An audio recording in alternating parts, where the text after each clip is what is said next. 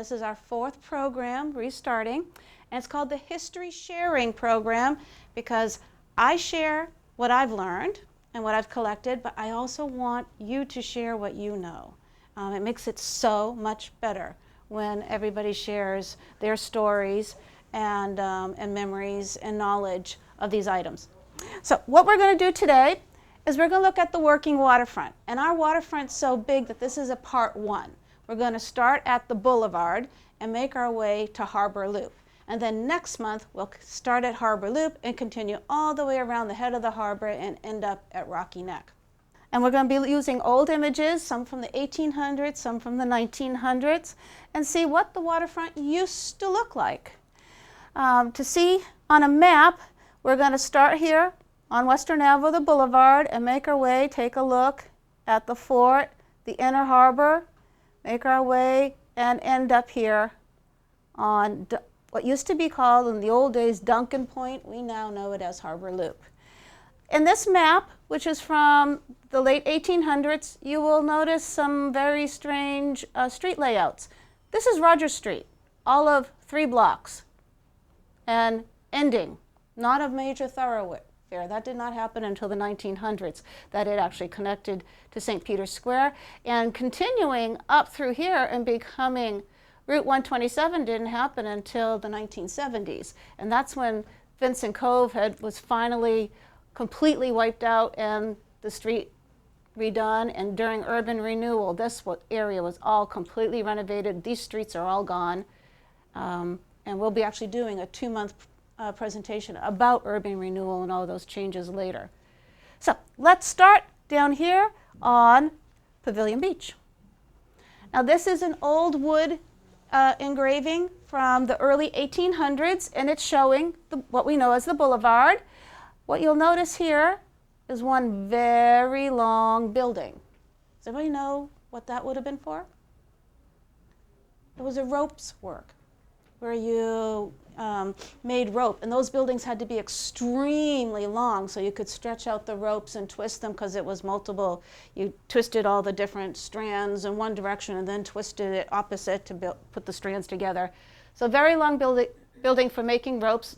Ropes, of course, used a lot on the vessels and other industries. And that was not the only ropes work here in Gloucester. We had another one very close to where the Unitarian Universalist Church is now. This is where the tavern is now, an old windmill, a grist mill for grinding up corn, for cornmeal. And here, this is why the fort is called the fort. It used to have an old fort up there. It was one of 3 forts that used to be on our harbor. One at Stage Fort Park, and we still have the remnants of that. One, of course, at the fort, and there was one on Fort Hill out in East Gloucester at one point. Very active, especially during War of 1812 and the Civil War, when we were worried about raiders along the coast, that they had those manned. All right, so that's the early 1800s. Now, you'll notice from the car, we've moved up about a century, and we've got the boulevard. It was for the 1923 300th anniversary of Gloucester that Stacy Boulevard was created with that beautiful promenade, this center strip with the green widening Western Ave. Western Ave only used to be a single opening street, not this double lane with the trees down the middle. What we used to be here was a whole bunch of buildings, houses and businesses that were all removed for the 300th celebration and creating the boulevard. And so this is obviously after 1923. And the statue that we love so much, you'll notice the date, 1923, that is when the groundbreaking was, during the 300th celebration ceremonies. It actually took a couple of years, didn't go in for about 2 years before it was finished. And this is from this end. Now, I wanted to show this end because we're going to talk, in the next couple of pictures, we're going to see the images of the buildings that used to be along this green strip and along this side of Western Ave. Now, we all know that the beach along here is called Pavilion, and this is the reason. at the very end, where the Tavern Hotel is now, used to be this hotel beforehand, and that was originally called the Pavilion Hotel, hence the name the Beach Pavilion. It did change its name to the Surf Side, but the beach kept its name. Now this is at high tide, so the beach is mostly underwater, but you can see some of the buildings here that used to be along Western Ave. This is the back side. Can you imagine what it was like in those buildings during storms? I mean, the waves rush up there now. So, but in the next picture, you can see even more of these buildings. Some of these buildings were actually just picked up and moved. Some of them were on Rigg Street.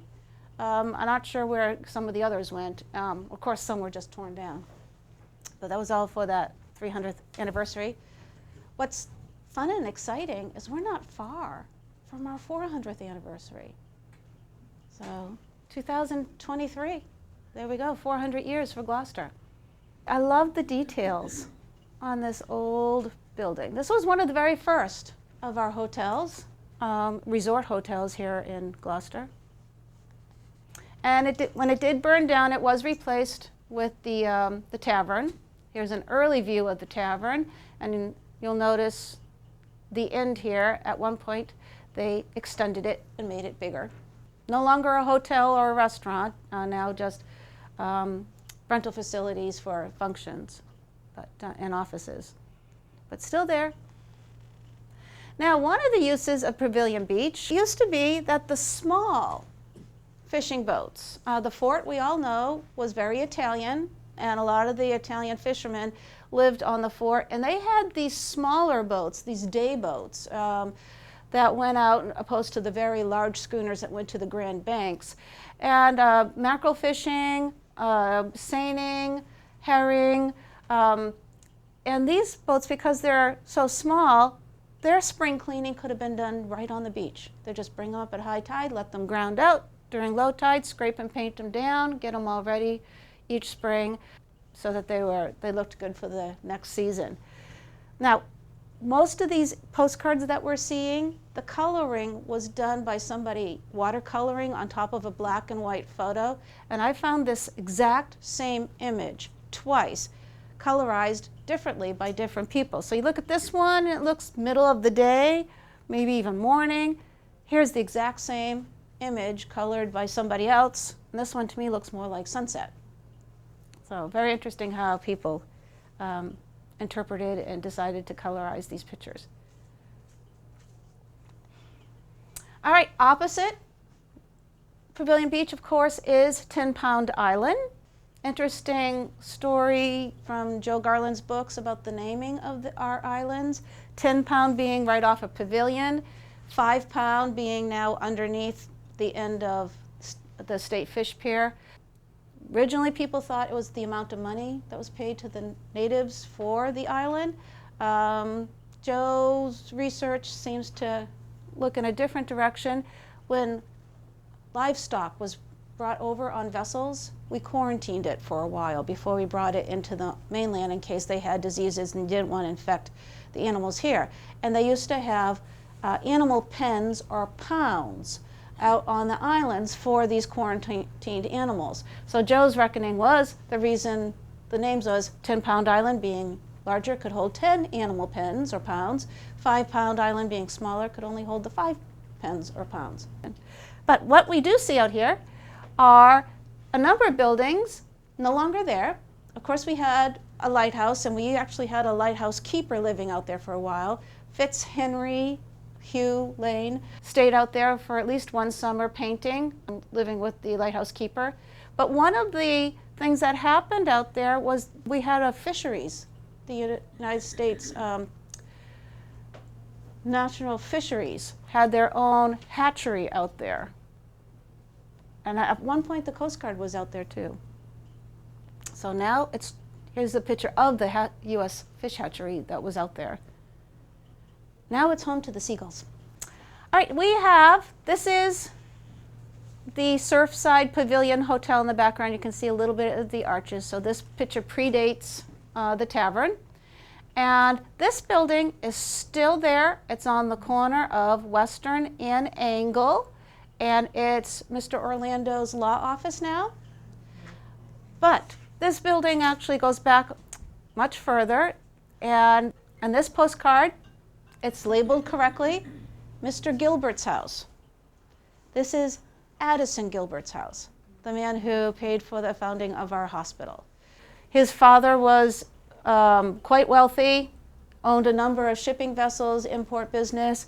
Addison Gilbert inherited that money. He was very involved in the town, a selectman, on the board of the banks, never married, so he left a lot of his wealth to the city of Gloucester, hence our hospital. And this building he left to the city, and it was used as a retirement home for quite a while. Now it's private. So, but if you ever go and look carefully, this side door and the front steps are still the same. I mean, this picture is over 100 years old, and so the Orlandos have done a very nice job keeping the building in good condition with its same features. Almost right across the street, at the same intersection, you'll recognize the building most recently with Giuseppe's, now waiting for a new restaurant. Most of us still call it Blackburn's Tavern because of the restaurant that was there in the 70s. It was originally the Mason House Hotel. You'll notice it's in two parts. This is the oldest part, and this part was added 50 years later. In this picture, it's the Puritan House, a hotel. It was also called the Atlantic House at one point. Howard Blackburn never stayed here, never had his tavern here. His tavern is where Halibut Point is. If you go to the Halibut Point restaurant, you'll notice right across the top it says Blackburn. So that's where Howard Blackburn's tavern, real tavern, really was. The restaurant was just named after his. I wish they'd put those portraits back on. Those are beautiful. Do you know when that was built?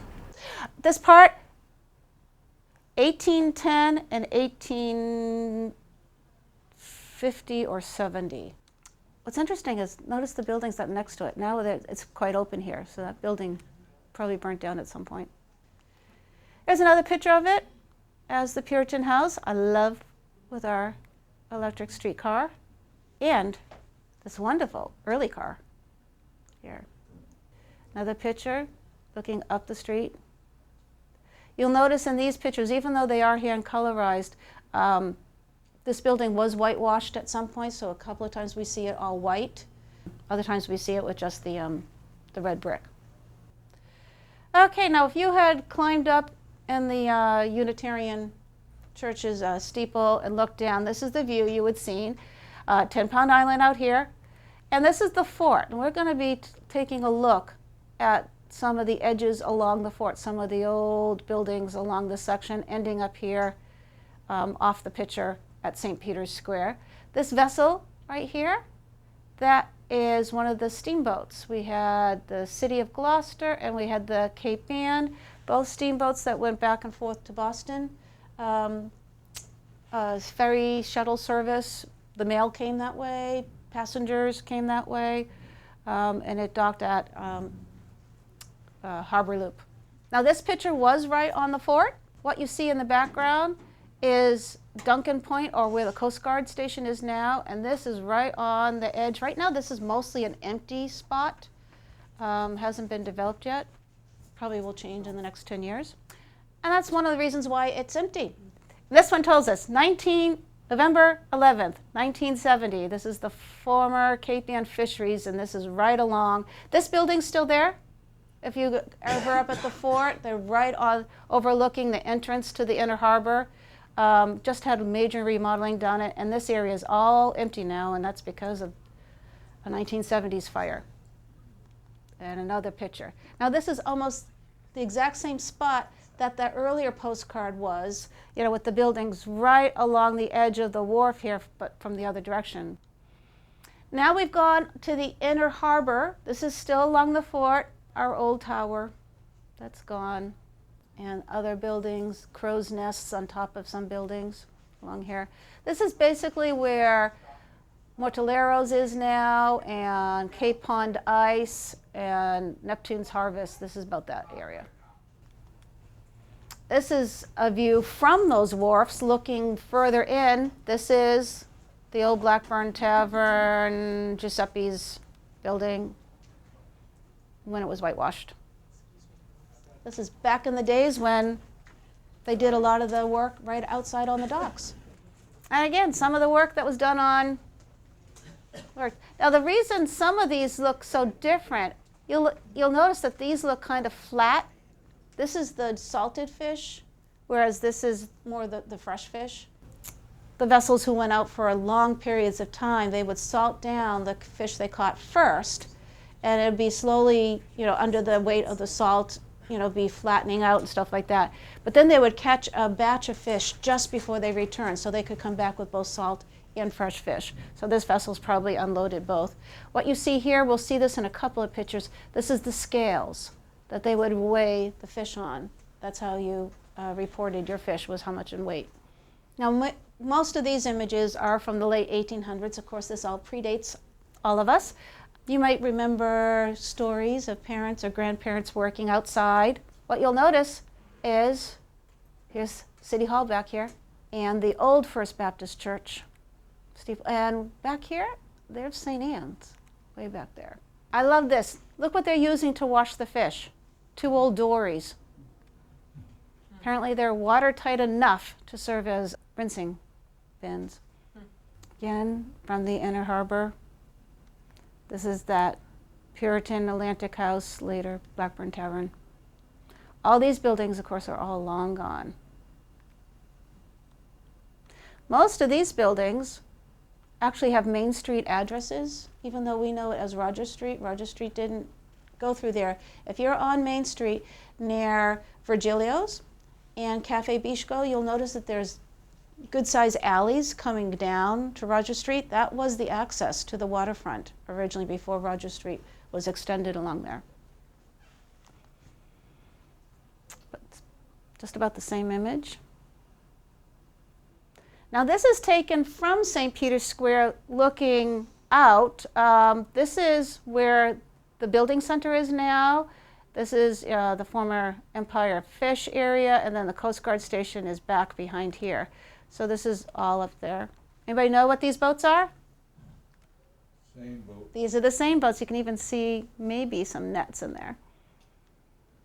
And again, these are those smaller type vessels like we saw on Pavilion Beach being worked on. Basically the exact same spot, not so crowded. The town landing looks very much the same. Now this is from the late 1800s. It's from one of the directories, and when I was doing the walking tour and I would be there, I would be pointing out Mr. Homan's advertisement. He was on Gilbert's Wharf. Gilbert's Wharf is where Cape Ann Brewery is now. And Mr. Homan's was a dealer and shipper and exporter of fish. So he would get his fish from all his neighboring fish companies, bring it around the world, and bring back things like molasses and tea, spices, things that we didn't, come by native, here, from our own gatherings. His name also comes up. He's the founder of the Cape Pond Ice Company, too. But you'll see what kind of fish he would have brought: dried, pickled, smoked. That could keep so that he could ship it to Europe, down to South America, to the Caribbean. Now this is about where the Gloucester House is now. So this is all that area behind the Seven Seas Wharves, also I-4C2 area. This building back here, we're going to be seeing a little later. Very prominent in the old photographs, the Atlantic Halibut Company. It's where the Coast Guard station is now. Same area, but from the water view. What you're seeing here is the old Congregational Church steeple with the mast going right through it. This is the old Universalist Church, later synagogue, the first parish. It was a square. We'll be seeing that in some other pictures. Same spot again. You'll see in the background the paint factory. So this is about where the Gloucester House is now, Fisherman's Wharf area. This is probably Fisherman's Wharf. This is probably where the Gloucester House is now. Same area. We can tell. Here's our town hall in the background. Almost the exact same spot, but at least 100 years earlier. Notice it's horse and carriage moving things around, our fish drying on the fish flakes, barrels for the pickled, also the dried fish, and with the town hall and the First Baptist steeple in the background, you can see we are almost in the exact same spot as that previous picture. Again, same. The horse was right here in that previous picture. Here is the town hall. Here's that steeple from what later became the synagogue, and that's the steeple of the old Congregational Church. And 2 schooners nosed in, and a little schooner in front. I wonder what kept the seagulls from swooping in. Good Taking question, the fish. seagulls. It was called the city's official fowler. The city employed a bird hunter whose job it was to hunt the seagulls. And one of the Fitz Henry Lane paintings, one of the Rocky Neck pictures, there's a picture of a man with a dog, and he has a rifle, and it's actually labeled in the painting that that's the fowler hunting. And they would also go look for the nests. So it was actually part of the city's maintenance program to keep the seagulls down. I'm sure our fishermen would love it if we still did that, but I'm sure EPA would not. So, again, the exact same spot, just moved over a few feet. Here's the old synagogue, town hall, First Baptist Church. First Baptist Church is now the parking lot across from the Cape Ann Museum. All right, again, from that wonderful book of fires. 1973, this mentions the Gloucester Supply Company on Roger Street at the Seven Seas Wharf. Now, the Gloucester House is on Seven Seas Wharf. So I'm trying to figure out, does anybody remember where the Gloucester Supply Company was? Was that in front of it? To the left of it. To the left of it, so what's I-4C2 now? No, where they have the, when you drive down to go into the restaurant, there's an open space there on the left. Mm-hmm. That's where it was. Okay. All right, it's fuzzy, but now we can see the area that we were looking at. The buildings along here, the big fire. We saw a number of images looking along here and looking in at St. Peter's Square. The area we've just been looking at is along here. This we recognize as Fisherman's Wharf now. This is Seven Seas Wharf, where the Gloucester House is in here. We're going to be seeing this building very shortly. I'm not sure where the Gloucester Supply would have been. Somewhere in here? Maybe this building? Is it possible that this right here is that Gloucester Supply before it burnt down? You'll notice there's a lot more finger wharfs than there are now. So, but this is showing Roger Street. So Roger Street has been connected all the way to St. Peter's Square at this point. And this is Duncan Street, which later becomes Harbor Loop here. So, and during urban renewal in the early 70s is when this area all gets changed. And this area, that's when these buildings all came down. I know this is a cold storage building here, and this is the Frankie Davis building. And there it is, that's the Frankie Davis building. This was a catalog company that shipped out boxed and canned fish around the world. And they had these wonderful cookbooks. I actually was able to get one. Beautiful watercolors in these cookbooks of Gloucester and of the fish and all the recipes on how to use all of this different types of fish that they shipped all over. And they were at Central Wharf. And this is right off there. This is where the back of their area is right along here. This big red building with the big crane on top, this is the building center back in the days when they loaded and unloaded from the Gloucester coal and coal and lumber supply. Right. And because they would load the vessels and unload vessels. We don't do that at the building center anymore. But that's all that property in there. This is the same wharf. See the crane in the background? Anybody remember these? Most of them were in East Gloucester. There were a lot in East Gloucester, but this is right behind I-4C2. And there's a couple of postcards. Next one, exact same picture. Quarter a box. Which one? Quarter a box, and that's net. A quarter box? That's what I've heard. You got a quarter to roll up the nets. And the kids would run down after school to be the first one there to see if they could earn their quarter to help roll up these nets. I saw on one postcard somebody had artistically labeled these the windmills of Gloucester. Not sure why. They're just the turned racks for rolling up those nets back in the days when they were not plastic, and so you need to let them dry out so they wouldn't rot. Again, this crane tells you that's where the building center is now. This is the old halibut company where the Coast Guard station is now, so you can tell exactly where we are in these pictures. Anybody remember a boat called the Mary and Ruth? That one's very clearly labeled. All right, so we were just looking at this area.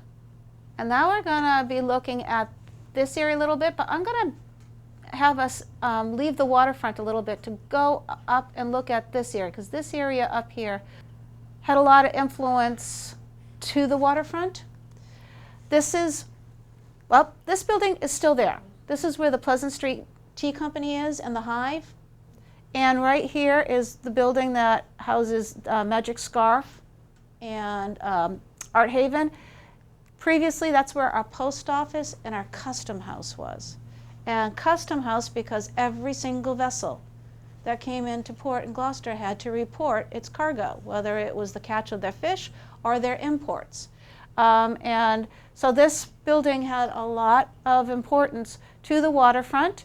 Twice a day, they would put a little blackboard out front that listed all the fishing vessels that came in and the sizes of their catch. It was a regular competition between the fishing boats and the captains, who was the highliner, who caught the most fish, and you'd be checking your blackboard a couple of times a day to see the numbers. Now, going down, this building that we barely see here, that's still there.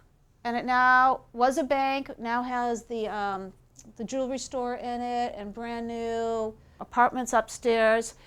This is where the parking lot behind the police station courthouse is. There were two buildings there. This is the one in the middle. This is the old Fisherman's Institute, and I'm sure a number of you remember this.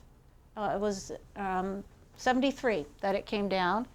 Started in the 1800s by a minister as a Bethel, a place for fishermen to come for church services, to rent a room, a boarding house. They had reading rooms, they had dining rooms, and towards the end they had lectures there. Building, of course, came down during the urban renewal, early 1970s. As an organization, they still exist and give out scholarships. If you read the newspaper, it will be coming up in the next couple of weeks, the graduating seniors.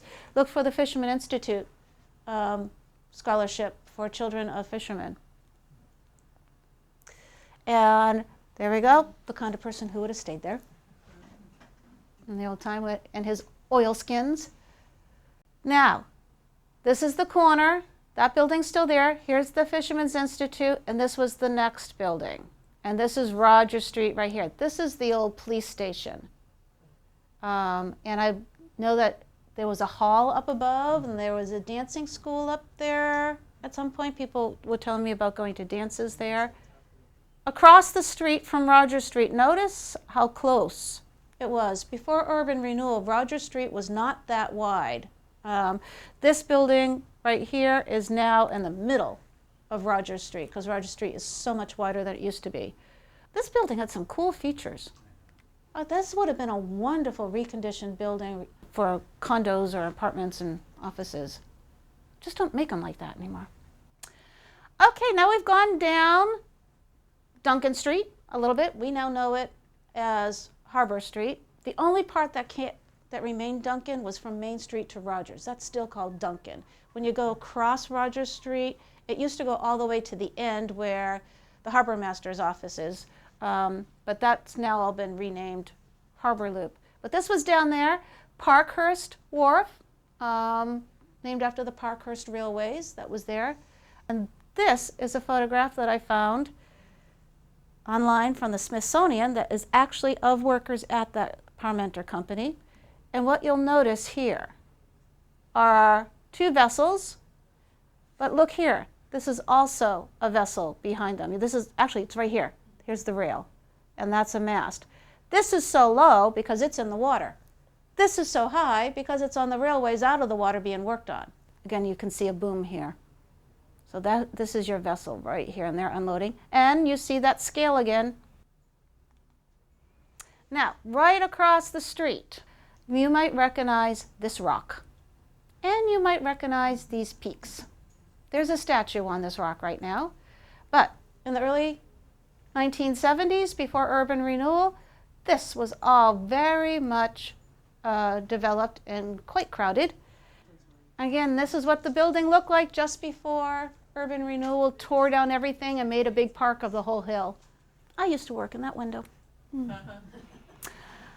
Now, every single one of these companies, this is a late 1800s directory page. Dodds Wharf, this is where Maritime Gloucester is now.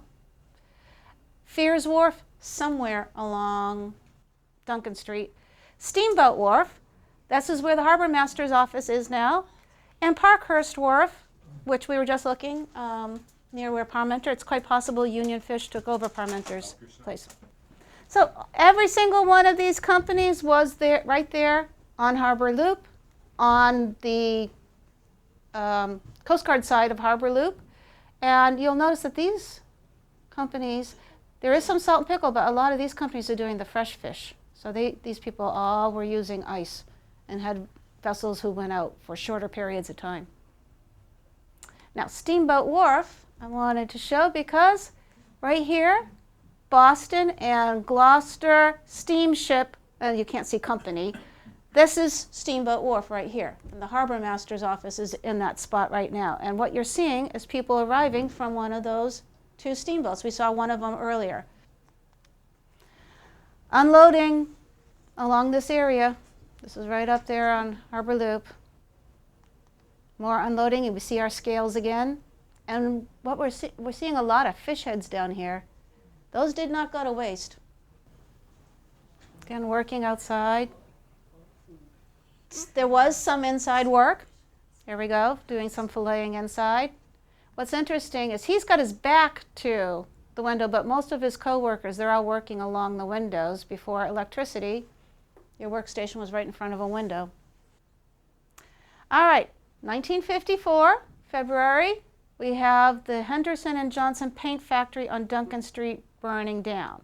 And this book was pointing out that this was located right in front of what we know as Empire Fish Company on Harbor Loop. So the next picture, this is Empire Fish. This building is still there, and this building is still here, and Empire Fish, this blue building's down here. I believe what we're looking at is this one right here, because that is an empty spot. And look at Harbor Loop. Okay, here's the Fitzhugh Lane House with all its little peaks, and we saw the rock. So this is that area that we were talking about, and you see how much this area was all developed. This was all wiped out clean during urban renewal in the early 1970s. Here's the Parkhurst railways we were talking about, when the boats are completely out of the water being worked on. Another railways here is the Burnham's Railways. This one still operates occasionally for the museum. And we're going to now look at this building. We've been seeing this building a lot in the background of our pictures from the harbor. That's the old Atlantic Halibut Company with its crow's nest up top. And here's it going away. 1953, the old Halibut Wharf burnt down. Now I know we had a lot of arson, but a lot of our buildings were made out of wood along the waterfront. A lot of them were quite old. A lot of them had, painted over with tar to preserve them. So it wasn't just arson that, was the demise of some of these buildings. Any spark could wreak havoc with these old wood buildings. There's very few of these old wood buildings left. Beacon Marine is one. There's those two that are at the old Atlantic Halibut Company. Those are some of the oldest buildings along the harbor now. Now this is the D.O. Frost Company on Wharf Street. Now that's, as soon as you come down Harbor Loop and you turn at Maritime Gloucester, that becomes Wharf Street. And it used to go straight through Captain Carlos and going along the waterfront there before urban renewal got rid of that street. So this is along that section. The D.O. Frost Company made the oilskins and the fishermen's clothing, and they were the most famous for the sou'wester hats. So I'm not exactly sure where they were, but this is Duncan Street coming down here. As soon as you got here, this is Wharf Street. So Wharf, this building's still there. This is the bottom part of Maritime Gloucester. This bottom part here is still here. That's Gino's Dory Shop. Carlos is right in here. Look at all these buildings. This is completely empty now, except for this one. That one's still there, but all the rest were all completely removed for urban renewal. And you can see the railways working here. This is the Burnham's Railway. Parkhurst would have been about 2-3 buildings over here. And this is where we are going to end today. So just to retrace, we started here and looked all the way around. And this is the Atlantic Halibut Company that we're looking at, and we were just looking at these finger piers. Here's Wharf. You can see Wharf started here, kind of jogged over, and then went all the way this way. It's now the curved end of Harbor Loop. Duncan used to go from Maine all the way to here. Now it only goes here, and that Harbor Loop is this part of Wharf and then part of water. Locust is gone. Ivy Place is kind of there. It's that gravel road that goes up to the Fitzhenry Lane, and then Roger Street is there. So next month, we'll pick up here and then continue and go off the map all the way around the harbor to East Gloucester and Rocky Neck area.